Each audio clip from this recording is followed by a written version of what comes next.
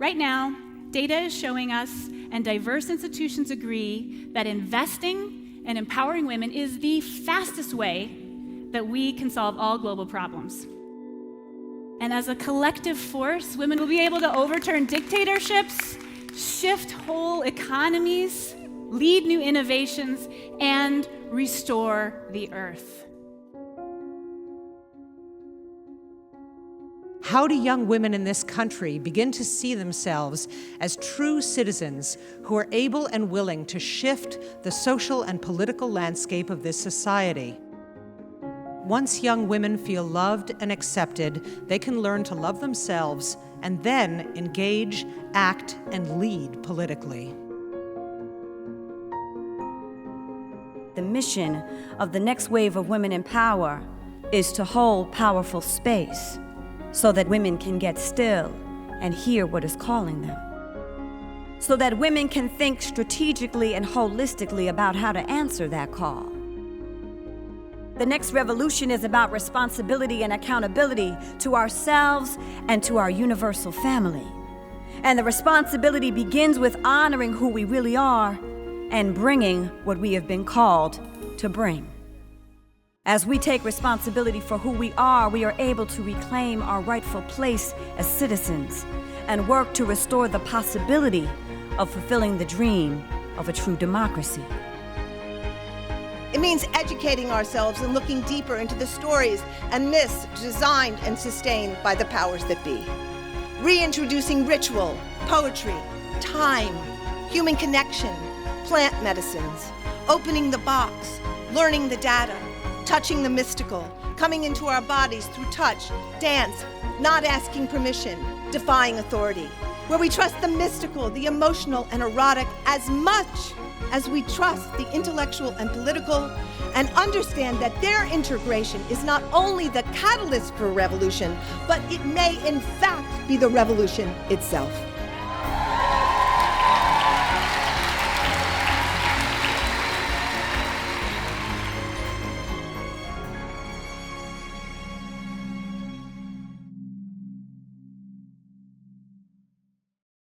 Wow. I love that video. It makes me want to cry because I believe in the power of women and girls so much. And because it helps me, I need to share that I'm really scared. Doesn't seem to matter how many years I do this. It always scares me. And so thank you for understanding and for being here with me. What I feel called to share with you are some of the ideas, practices, and perspectives that I'm finding useful to find my way through the uncertainty, grief, and anger of this massive era of change. It's a time that one of my beloved mentors, Joanna Macy, named the Great Turning. To remember and retrieve my own agency, my sense of sovereignty and connection to the sacred, I'm peeling away layers of unconscious biases inherited from a constellation of deadly systems whose violence is being amplified by a pandemic: patriarchy, colonialism, racism, and capitalism.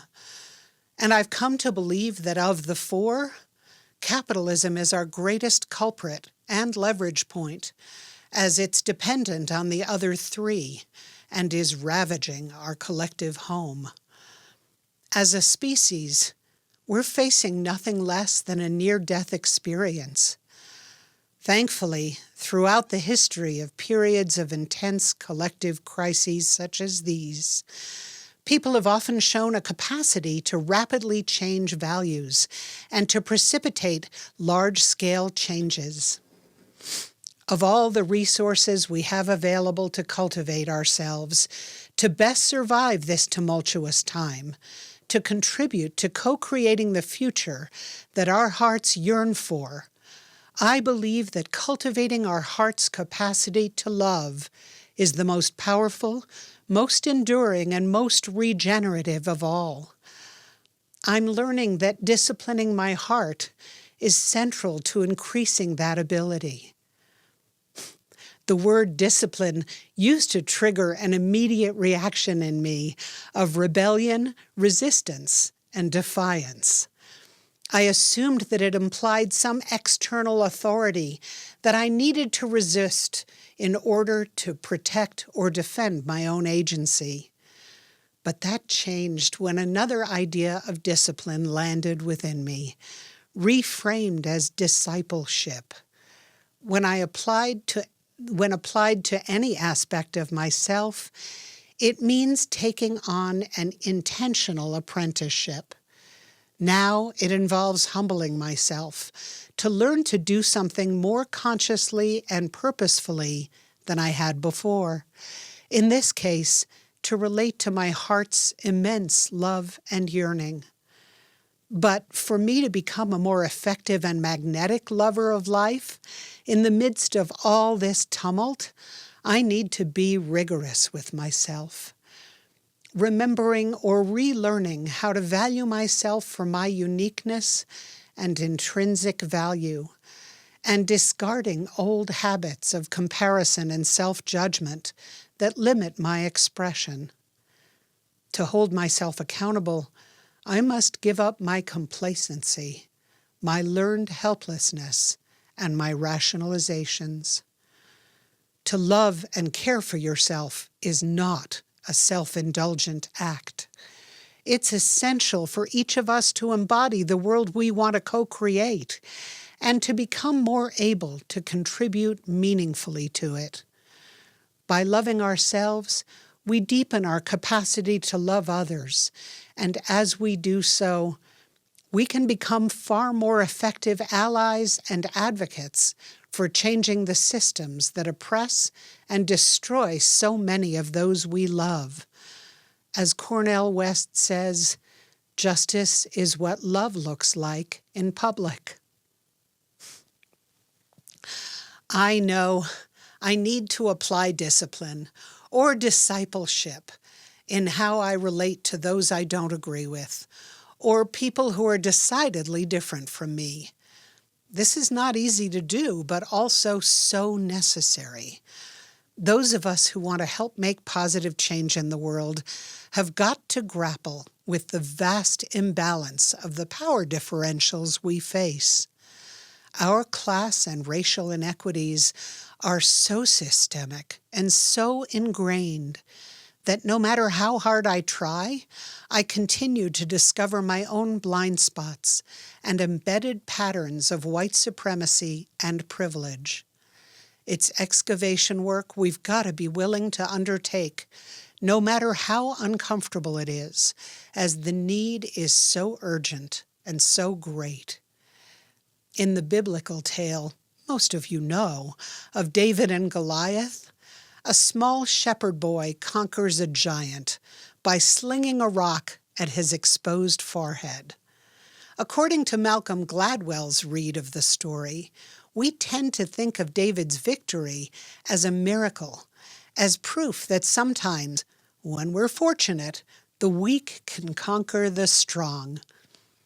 He proposes, though, that David's win may have less to do with luck than with our perspective, the things we assume to be disadvantages. Taking a novel approach, innovation and creativity are often an advantage, and fighting a giant who's weighed down with too much history or money may actually put them at a disadvantage. Having lived through prior traumatic events can also confer strength. Gladwell also notes that while underdog tactics can be highly successful, many don't adopt them because they require harder work, greater adaptability, and a willingness to think outside the box.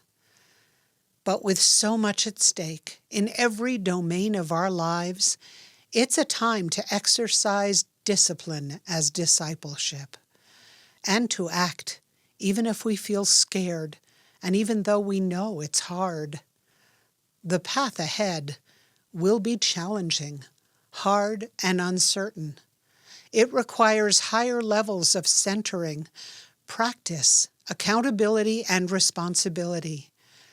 For me, it means shedding old, simplistic, and idealistic notions I held, often unconsciously, that change was possible without action or confrontation, that leadership was possible without sacrifice, and that I didn't have to adopt a warrior stance to be an activist.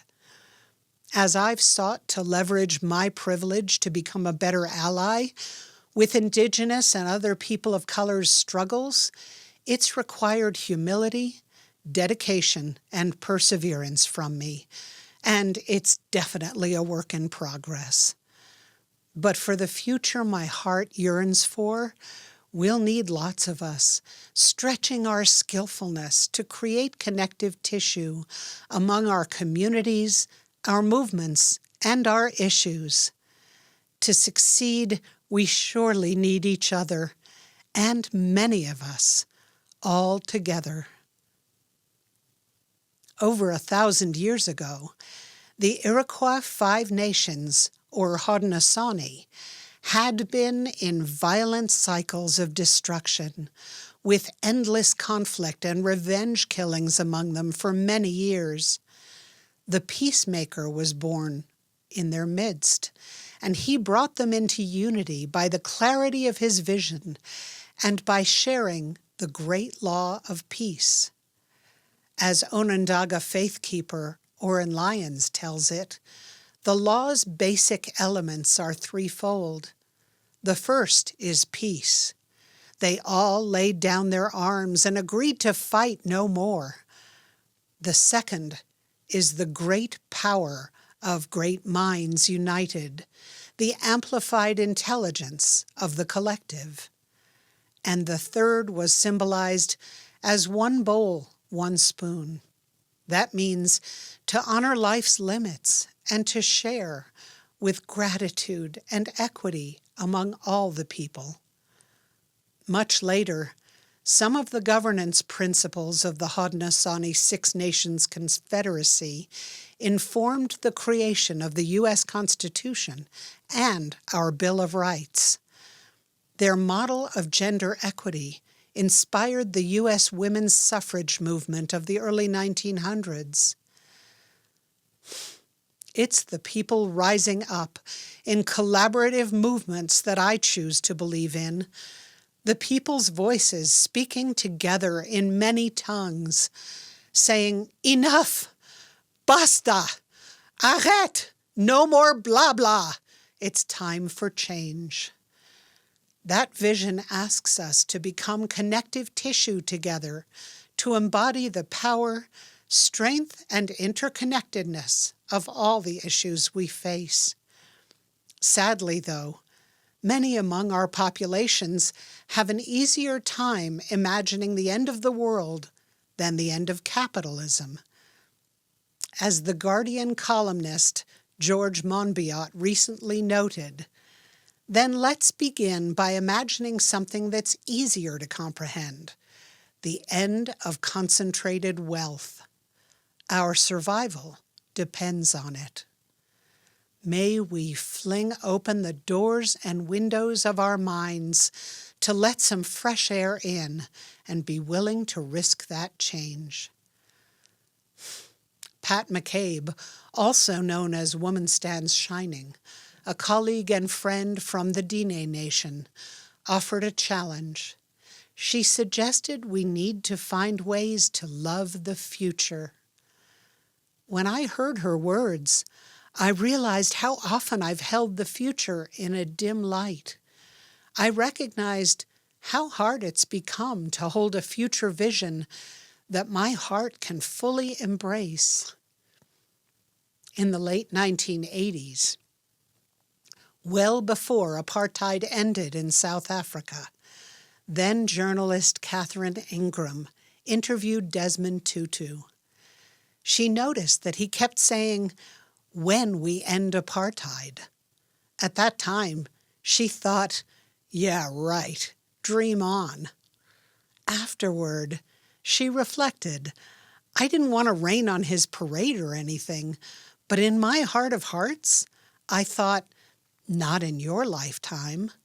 And lo and behold, a year and a half later, it was over. It was really a profound lesson about what can happen when the will of people aligns. Sometimes it's hard to see massive changes while they're emergent, but we must be able to imagine them, watch for them, name them, continue working towards their happening, invest our hearts in their outcomes, make art that calls them in, speak and dance and pray them into being.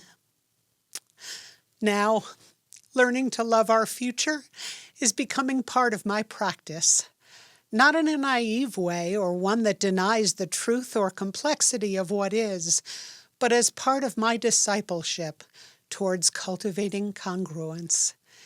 In many ways, our greatest challenge may be to unleash our imaginations, to be able to visualize and feel in an embodied, emotive way the future we want, the futures our hearts desire, the futures we yearn for and imagine are possible. In a recent interview about climate change, Michael Pollan, the writer who's tackled issues as complex and varied as our industrialized food systems, psychedelics, and consciousness, said he believes we still have a real chance as a species to shift our course. He said, "Nothing is inevitable. Everything's evitable." And that's really important. We're very fatalistic. People assume things are the way they have to be, and they're not. As meaning-making creatures, we are innovative and hardwired for story. But these gifts are multivalent. They can be both a blessing and a curse, and everything in between. What that means is that it all comes back to agency, to our ability to choose moment by moment what path to take, how to interpret what happens, and how to respond to it, to help shape our lives, both individually and communally. To be in discipleship, to growing ourselves and loving life, while stretching to become connective tissue with each other, to be able to lovingly and wholeheartedly, with acceptance and courage, engage ourselves in this period of intense change. I hope that in the future, this era may become known as the time of the Great Alliance, or the time of rivers coming together. As Patti Smith sang to a crowd of 30,000 global activists assembled in Glasgow, Scotland, gathered to address climate change at COP26. People have the power to dream, to rule, to wrestle the earth from fools. Listen, I believe everything we dream can come to pass through our union. May it be so. Thank you.